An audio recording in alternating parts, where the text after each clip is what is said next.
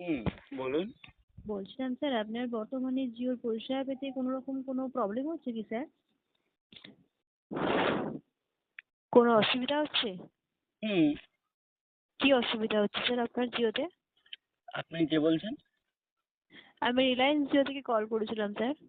কেন কল করেছেন? আপনার এই নাম্বার থেকে আপনি একটা পোর্ট আউটের রিকোয়েস্ট পাঠিয়েছেন স্যার। হুম। তো কোনো রকম কোনো সমস্যা হচ্ছে কিনা জানার জন্য কলটা করা হয়েছে আপনাকে, তাহলে আপনাকে ও হেল্প করা হবে স্যার। ও আচ্ছা। হয়তো আপনিও জানেন যে আমি জিও সিমে দীর্ঘদিন ধরে রয়েছি এবং আমি একটা হ্যাঁ, জিওর কাস্টমার, তাই তো? একদম তো আমিও গুরুত্বপূর্ণ গ্রাহক। হ্যাঁ, তো আমিও জিওর একজন ফ্যামিলি। হুম, একদম একদম অবশ্যই হ্যাঁ, ফ্যামিলি স্যার। একদম অবশ্যই। ফ্যামিলি মেম্বার, হ্যাঁ। হ্যাঁ, হুম ফ্যামিলি মেম্বার।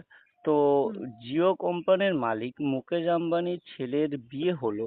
সেই বিয়েতে মোটামুটি প্রধানমন্ত্রী, মুখ্যমন্ত্রী থেকে শুরু করে সবাইকে ইনভাইট করা হলো। আর আমিও তাদের পরিবারের একজন সদস্য, তো আমাকে ইনভাইটটা করা হলো না। এই কারণেই আমি জিও থেকে চলে যাচ্ছি।